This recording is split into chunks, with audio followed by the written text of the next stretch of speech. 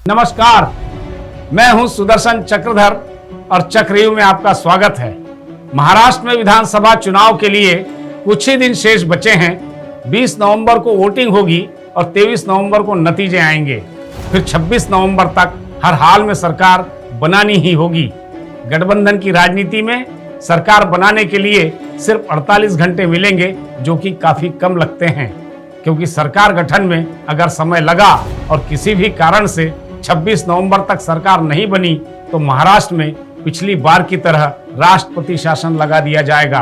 कैसे और क्यों होगा यह, आइए इस पूरे गणित को समझते हैं।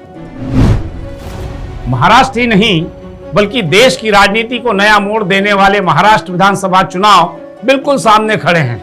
दोनों गठबंधनों ने आपसी सिर फुटअव्वल के बाद अपने अपने उम्मीदवार घोषित कर दिए हैं। जिन्होंने नहीं किए हैं उन्हें भी आनन फानन अपने उम्मीदवार घोषित करने ही होंगे, क्योंकि 20 नवंबर को मतदान होना है, जिसके नतीजे 23 नवंबर को आएंगे।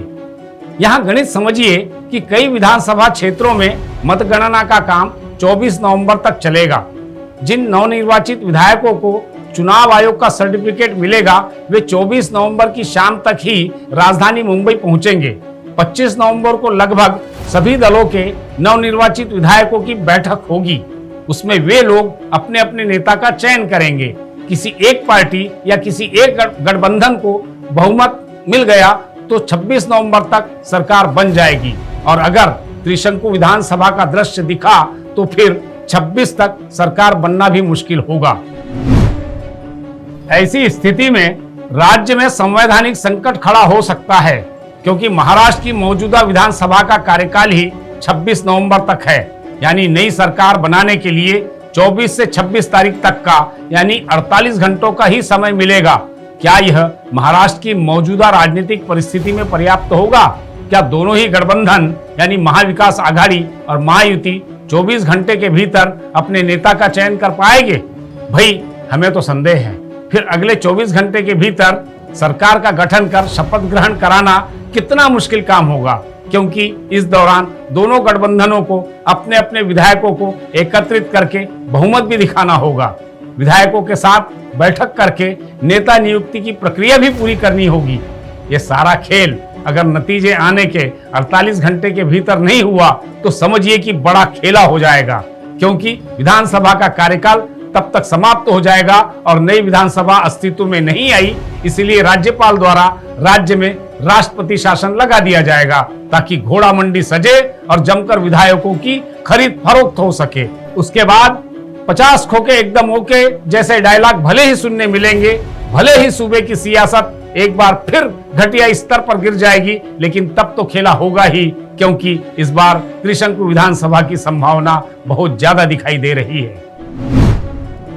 ऐसी विपरीत स्थिति में छोटे छोटे दलों को सौदेबाजी करने का भरपूर मौका मिलेगा, और जो उनको ज्यादा माल मलाई देगा उसी तरफ वे झुकेंगे। यानी जिधर होगा दम उधर जाएंगे हम। लेकिन उसके लिए 48 घंटे बहुत कम पड़ेंगे। इसलिए हम कह रहे हैं कि राज्य में संवैधानिक संकट 26 नवंबर के बाद उत्पन्न हो सकता है, और इसीलिए 26 नवंबर के बाद प्रदेश में राष्ट्रपति शासन लग जाए तो आश्चर्य नहीं करिएगा, और इसी के पूरे आसार दिखाई भी दे रहे हैं।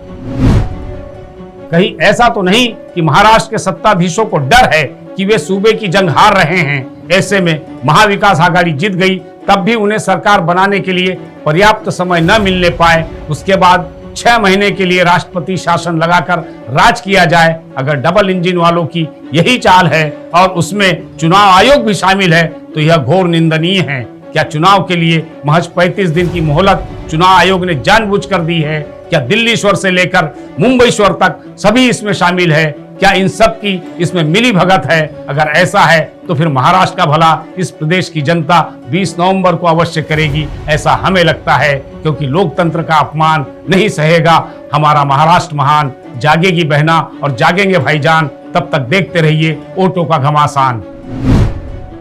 आज के चक्रव्यूह का यही है अवसान। कल फिर किसी नए मुद्दे पर लगाएंगे ध्यान। सबको प्रणाम।